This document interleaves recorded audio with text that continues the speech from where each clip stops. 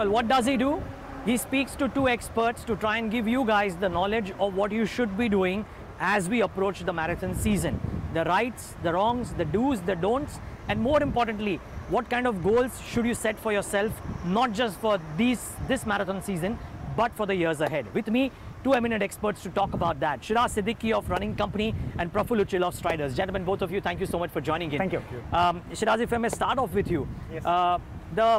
The key thing or the key misconception that may exist in the mind of runners as they go in, you guys would be speaking to a bunch of your clients.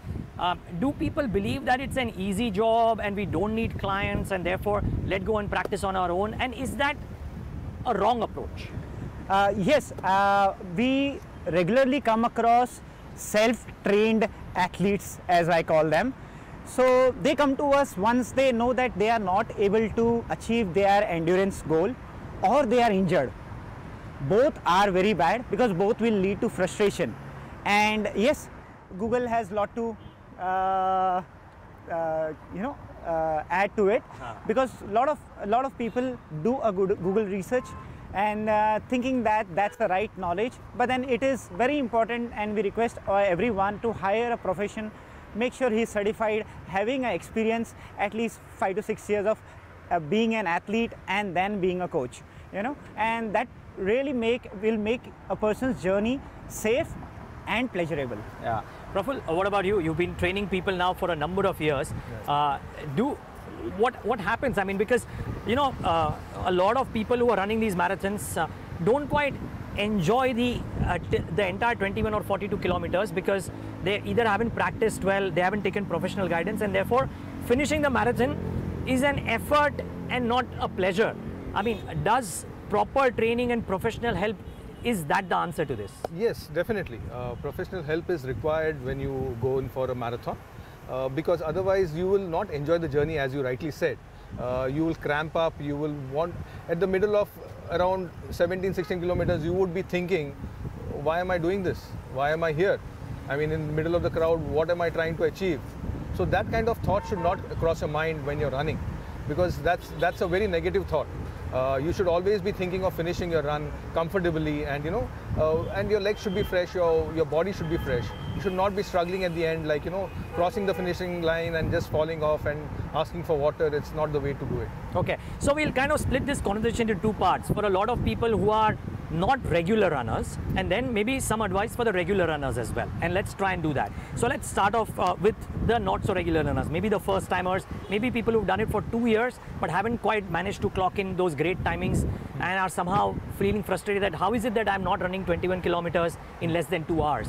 Now Praful, what kind of practice or what kind of mental preparation should go behind this particular approach for anybody who's not a regular trained person?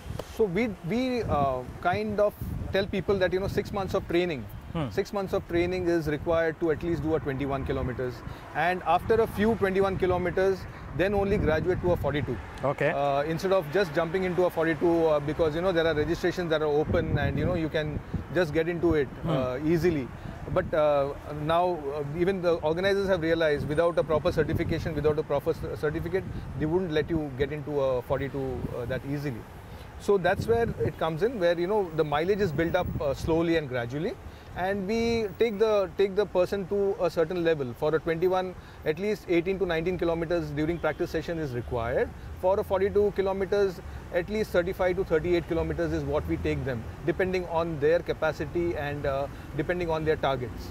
Okay. So we give them that kind of training so that they gradually from 10 to 12, 12 to 15, 15 to 16, and then plateau for some time, get them down, pick them up again. So it happens over a period of 6 months or a year, depending on what they want to achieve. Okay. Shiraz, how much did you practice before your first 21 kilometers? My first 21 kilometer was just after my bone marrow transplant. Oh, of course. Yes. So for the information for people, Shiraz, of course, suffered from cancer at a point of time as well. Yes. And despite all of that, he's battled that. But okay, yeah, make your point. So, so for 21 kilometer, the way I practice is an approach of periodization. I divide my year and I divide my races into A category, B category and C category. So that means I will be at least racing 2 more races before I do my A category race. So A category races where I had first time after post bone marrow transplant, I was sure that I will be able to do sub 2 hours. So how do I train is I divide my year into 4 periods. Base period, where you build only muscular endurance, cardiovascular endurance. That is, you build aerobic capacity because that is the base of fitness. Sure. Without building that, you cannot do anything else. Once you are ready with the base period, it could be 2 months, 3 months, depending on your current fitness level. So how do you judge your current fitness level? By doing a fitness testing by yourself. Just test a 1 mile run or 5K. You will get your idea based on the heart rate. Sure. And once you get that, go into the, after base building period, you go into the build period. Build period is you start building your weaknesses. So I could understand that if I want to do a sub 2 hour 21K, that also after a bone marrow transplant, I needed to build and do a lot of speed work. That is the time you start defining your training. And then finally an athlete will reach to its peak, you are ready to race. But then before you are ready to race, you have to do at least 1 or 2 marathons to know whether you are at your target, set target, or you will need to course correct. Right, as Praful was saying, that do 18-19 kilometers before the actual run, so that you are in ship shape when you're doing the actual run and enjoying the run as well. Correct. Right? Am I getting that correct, gentlemen? Exactly. Okay. And this has to be done at least 2 to 3 weeks prior to the run. Okay. By the time you reach the run, you need to taper and you need to keep your body fresh. Okay. You can't be doing it the last week. Okay, so for people who are still preparing last minutes, I mean, if you are indeed running the Mumbai Marathon, now it's too late to do a 18-19 kilometers, just taper down and try and remain fresh for the previous day. If my memory serves me correct, have dal chawal, have pasta or whatever high carb food before the actual race day, that helps as well, right? If you had it before. If okay, great. Now, just a couple of questions before we get to the techniques as well. I would love you two gentlemen to display some techniques, maybe some warm-up techniques, maybe some running techniques, the footsteps, etc. But a couple of things. I've done 21 kilometers myself, never had the chance to, or never had the maybe mindset to go in for a 42, hopefully someday. But I remember when I was doing those practice sessions, somebody was running with me and told me once that don't try and run at a speed of 10 kilometers and then slow down to 5 and then again do 10 and again do 5. Try and keep a steady pace, because it's like a car. If you drive it at a steady pace, it will give you better mileage. Now, is that true, gentlemen? Praful, let's start off with you on this. It is definitely right. You need to understand your comfortable pace. That's what we call it, your threshold pace. That's what you need to understand, and your body will react in case you go beyond that. Your pulse will go up, you will not be able to speak properly. Somebody talking to you, will not have an easy conversation. But the whole idea is that you should be able to converse easily during the run. If you're having company, you should be talking to people. Okay. And you should not miss out on words. That's when you feel that you are running out of breath. Okay. And you need to slow down. Can you explain that, either of you? I mean, what do you mean by it? Because I think this will be important for a lot of people who are running for the first time or the second time and not quite knowing the sign which they should cater to. So most of them run with the GPS watch. Right. So they have their set pace. If the person is doing it for the first time, he might not follow this. He has to follow his heart rate. Okay. Heart rate has to be in a range where he's comfortable. Okay. My heart rate can be, my comfort level could be different from yours. Wasn't there a number, age minus certain numbers? Age minus, that is the target heart rate when you're training. Okay. When you're training, it is 220 minus your age is the maximum heart rate. Of that, you practice at 80%, 70%, depending on the workout. Okay. Yeah. Okay, fair call. Shiraz, you want to add to that? I mean, something that people, or some vital signs that people should have in mind before or while they are running as well, to know when to slow down, when to realize that, okay, my body is probably not giving me full support, so it's okay to finish, not finish it at a particular time. Right. So what is very important, and I have realized through my personal experience, okay, most of the runners are mouth breathers, okay? Okay. So it's very, very easy. So for example, if you don't have a watch, okay, if you have a watch, the guidelines that Praful gave is perfect. But suppose if you don't have a watch and still you want to know that whether you are at a correct pace or not, what I have realized is you keep your mouth closed, do only nasal breathing. You will only feel a need to open your mouth and breathe when you are going beyond your comfortable zone. And that is the zone exactly where your heart rate will be above 80% of your max capacity. Okay. And that is where the lactic acid will be up you will feel the burn sensation, and after a while you will have to slow down the pace and your exercise has to come to halt, because then you touch the zone which is known as beyond lactate threshold, pure anaerobic zone. Okay. So in case this sounds Greek and Latin, let me try and simplify. What you guys are saying is breathe. Yes, that I practice, and I have discovered that in my training, the moment I open my mouth, I know that my pace is too high. I don't even need to see my heart rate monitor. Okay. Praful, do you differ from that? I think to some extent, yeah, he's right. There's a second advantage to what he's saying. Your mouth doesn't go dry very easily and you don't consume too much water. That's one more advantage. Even I practice what he says, nasal breathing, but you cannot be implementing it to all the runners, because they are used to this kind of a breathing and they are used to carrying a bottle and sipping in water whenever the mouth goes dry. Okay. So mostly what we say, breathe out from your mouth.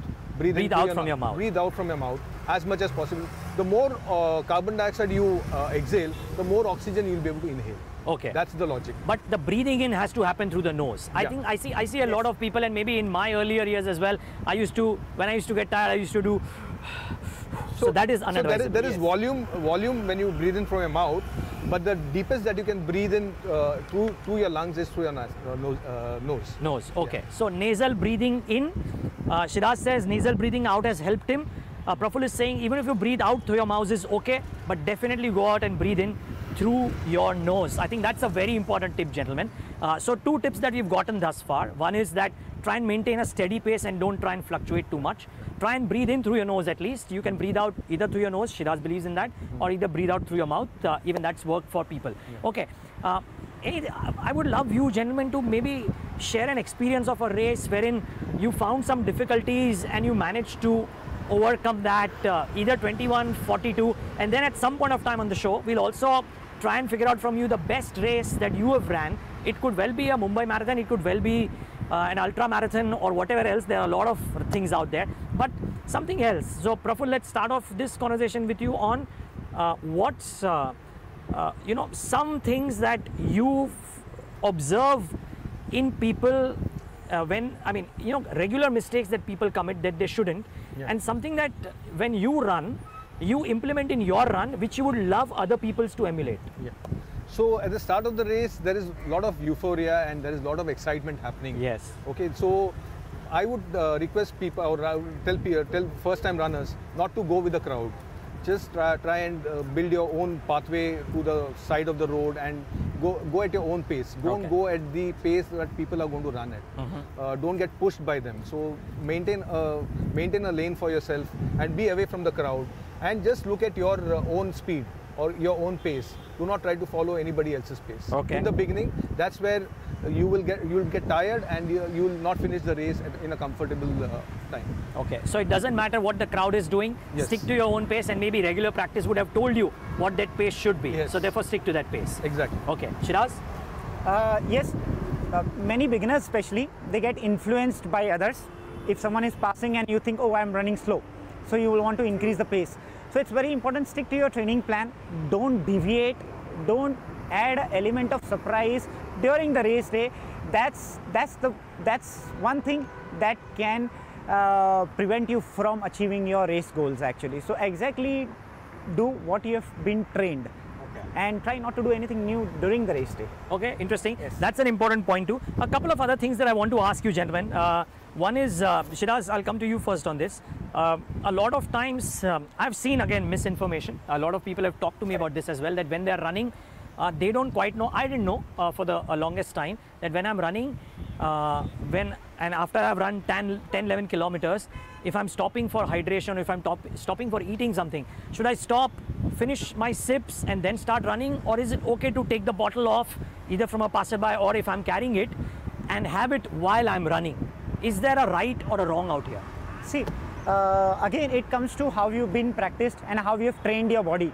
I have seen and we have known people, ultra marathon runners who can have the entire pizza while running. What's an ultra marathon? Ultra marathon is anything which is beyond 42-kilometer race. Okay, fine. So we have known these people to have entire pizza while they are on the run, have an entire milkshake while they are on a run. So it's about adaptation.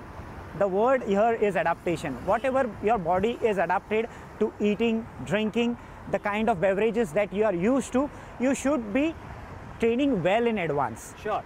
Okay, so whether you want to have a sip on the run, whether you want to have your gels, your chew or a fruit on the run, or you think you are a person who cannot digest anything while you are on the run, you will need to take a pit stop, hydrate yourself and then go, that's completely fine. But exactly do the same thing, that you need to train your body so that your body gets adapted, and then it's no problem, then everything is fluent actually. Okay, Praful, any rights or wrongs here, or are both okay? Both are okay. I mean, as he rightly said, adaptation is what the right word is, the key word. If you're used to drinking water, if you're used to carrying a bottle of water, and people who have trained well and who are gunning for time, they will not stop at the water station. They will continuously run, and whatever they get on the route, they will keep having or sipping. Okay, very interesting. Couple of last questions before I request you gentlemen to maybe show some techniques as well if you can. I know that in the Mumbai Marathon it happens. I'm sure it happens in other places as well. But Pedder Road is supposed to be the notorious place because there's a steep upslope. Is there a right way or a wrong way of approaching a slope upwards and running when the slope is going downwards as well? Either of you? I would rather say you have to be careful while running down. Okay, why so? That's because you tend to overspeed and you tend to overstride. That can hurt your knee, hurt your ankle, stretch your hamstring, or even the cords could go for a toss. So do not overstride. Do not think that whatever time you're lost climbing the slope, you will try to gain while going down. You should not be doing that. Do not overstride. Maybe you can increase the frequency of your stride, but do not overstride. Okay, Shiraz? In fact, we've just done a YouTube video today on this subject, a topic. Yes. What I have seen that is always people end up pacing wrong while they are climbing. What he said on the downhill is perfect, but then yes, when you are climbing uphill, you should at least gauge what is the length of the slope and what is the elevation, basically, what is the gradient. So you have an idea and then you pace accordingly so that you're not over pacing, and finally you reach at the peak, you are so tired actually, and that's what happens with majority of the runner. They don't know how to pace while they are approaching the hill. So ideally I would say that you divide your hills climbing into two things. One is the strategy, get your strategy correct well in advance, and then skills are required to climb the uphill. Maximum people make a mistake of dropping their neck down, because by the time you reach there, you are almost completed more than 0.5% of the race actually. Sure. Okay. So what happens is that the moment you drop your neck, this is the windpipe, it gets blocked. That means you are putting yourself in a mode of suffocation. Okay. So make sure this is the time where you should take care of your posture the maximum. Okay, while running uphill. Yes. Shiraz, in a nutshell, if I can ask you to repeat that, because the ambulance noise maybe drowned down the voice. What should people do? I mean, Praful mentioned that going downhill, you should be very careful because you could injure yourself. Correct. Because you are overstriding. Correct. Anything that you would want to add to this? Yes. So as the hill, there are two things. One, have a strategy in place, and then second is skills that is required. As you approach the hill, you should have your strategy in place. This is the amount of elevation. This is my comfortable pace I will be pacing. And second, what is the skill required? You should be knowing that your body position plays a maximum role here. If you drop your neck down, that means maximum runners do that, and if that happens, you are choking yourself. You will not get the airways doesn't get a free passage and you're choking. So make sure here your posture alignment is correct. You're just looking ahead, and take care that you have a smaller step. Don't, as he said, don't overstride. Overstriding here is going to cost you. Okay, great. Final question, and maybe we'll do a bit of a rapid fire as well. But while the race comes to an end, I think for a lot of people, they are so fatigued at the end of the race that they want to go and first have something to eat or drink. Is the stretching and the cool down a more important factor before you go out and eat something, or there is no such rule? Ideally, you should be grabbing a bottle of water immediately as you finish, and keep sipping it as you walk towards the area where you can do some kind of cool down, because at the end of the marathon, there is so many people there, and you need to go to an open space. Like in Mumbai's case, it is the Azad Maidan where you can do the stretching. But till then, you can keep sipping in water. Walk as much as you can. Walking also is a good way of recovering your muscles, and soothing them. Look out for ice if you can. If you're doing a 42 kilometers, ice is very important. Icing is important. No need of stretching too much after a 42 because already your muscles are so fatigued. They have lost their nutrients and they are very prone to injury. So do not stretch too much after a 42. Okay. 21 definitely you can stretch a little bit, but do not overstretch again. Try to smoothen it as much as possible. Ice it and get back to your normal breathing, and then you can do a little bit. Post the run, after 24 hours, there'll be a recovery run that you can do, and then you can stretch alone. Okay, Shiraz, anything you want to add to this? Yes. So as soon as the race is over, maximum people are fatigued, as rightly mentioned, that there is a need for hydration. I would prefer having an electrolyte beverage. Second thing, that body is already depleted of very important nutrient is the glycogen. Okay, as you race, the first thing that your body and the muscles will be depleted, and glycogen is stored in a very small amount. It's stored in the muscle and the liver, but in a very minimal quantity.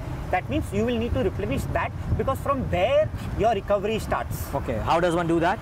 So either I carry Tang, Okay. you can have a fruit juice, or you can carry a Glucon-D, anything that will give you carbohydrate, or have a fruit. But then the important thing is, your point is that liquids will get absorbed very fast. Okay. And you will need to replenish first thing either electrolyte beverage, depending on the climate. If you have sweat profusely, then the first thing that you should be taking is a proper hydration, that is electrolytes. And second, carbohydrate, so that your depleted glycogen stored are replenished. And third, protein, so that the recovery is complete. And then after a while, you can have your complete meal post an hour or so. So go for your medal after you've done all of these things. People want to go for the medal first, but maybe go for your medal after this. Okay, great. Gentlemen, really appreciate you joining me on the show today and giving us your thoughts. Thank you so much for all these tips. It was fun. There was a lot of knowledge for me. At the end of the show, all I would request you is if you can maybe spare a couple of minutes and show our viewers the most common stretches that one can do before or after. We'll split it into pre and post so that people can take complete advantage of the presence of the two of you. So should I do the pre? Oh, we can do the pre and Shiraz can do the post. All right. Sure. So when you come in for a run, it's always good to do a static stretch. Okay. Rather than do a dynamic stretch. Dynamic can be done later after a warm-up. Okay, the static is stand still. Yeah, stand still and stretch your muscles, the major muscles that are required to run. Okay. Typically, you go up on your toes and stretch yourself max. What happens is you have had a good 6 hours sleep, and the muscles are knots. You need to unknot them before you actually start your warm-up. Sure. This is a pre-warm-up stretching that I'm talking about. So the first stretch would be just going up on your toes and stretching yourself fully, then going forward max so that you can stretch your back, your glute, your hamstring. Yeah. Then maybe just spread out, go down, touch your ankle. Do not push here because your body is not warmed up. Go down here, relax. Then again, get your feet closer, go down. Slowly get your feet together, go down. This is how you increase the range of your motion. Yeah.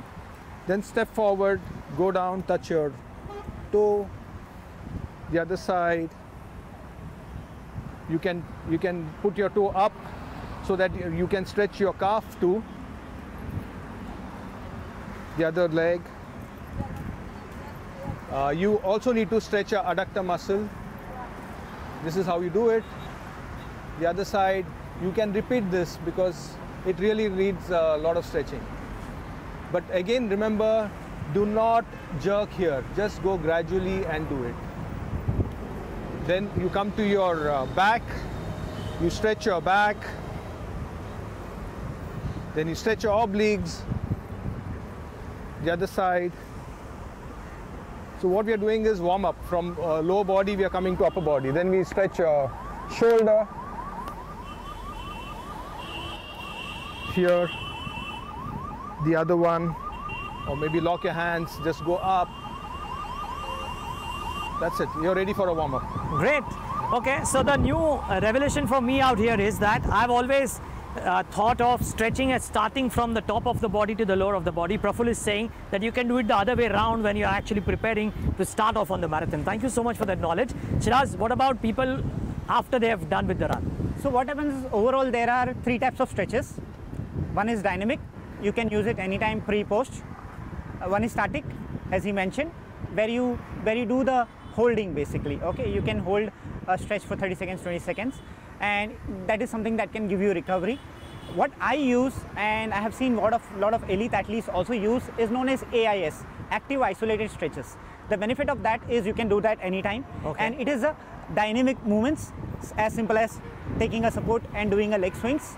Okay, what is the benefit is this is going to mimic the action that you do, either it is a pre or it is also post. So it will help you to cool down, it will help you to increase the range of motion, it will help you to get rid of the lactic acid, and that's the stretch that I always use, known as AIS. Okay, is this something that people who are not trained for a long time can also do easily? Yes, yes. It's very easy stretch. You may do it with the assistance of a TheraBand or without the TheraBand. Okay. But let's assume after the race people don't have a TheraBand. Yes. So one is the leg movement that you spoke about. Anything else? All types of leg swing, all the glute movements. So these are the muscles that you use while you're running. So which are the muscles that you use is the calf muscle, soleus muscles, you use your hamstring, you use the quadricep, and majorly from where the stride starts is the glute. So you can do all the AIS stretches through your glute stretches, you can do front stretches. If you are very tired, you will need to take a support, and if you think you cannot do AIS, then static stretches will help you.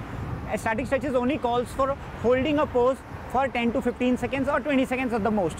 But at that point, when you're totally exhausted, people will not be able to hold a pose, and sometimes if you overdo it, there is a risk of overstretching and getting a injury because of overdoing it. Okay. So I prefer doing AIS always. Okay. So, well, both rules might be working. Praful says that go out for static stretches ahead of the race. Shiraz believes in doing AIS stretches after the race is over. You can take your picks. But one thing that comes out of this conversation for me, that if you have not trained enough with an expert, try and be careful in this race, but go out and seek expert advice while you're preparing for your next set of races, be it the Mumbai Marathon next year or be it any of the marathons that happen. Just one last point, I heard somebody from ProCam telling us that when they started off, there were about 3 races, 3 marathons. Now there are over 1,200 marathons happening in the country of India, and then abroad there are more. So lots of options available for people to run. Right. Keep the running going. That's amazing. Okay, great. Yes. Gentlemen, thank you so much. Really appreciate this learning curve. Thank you so much. And viewers, thanks for watching this broadcast from Bloomberg Quint.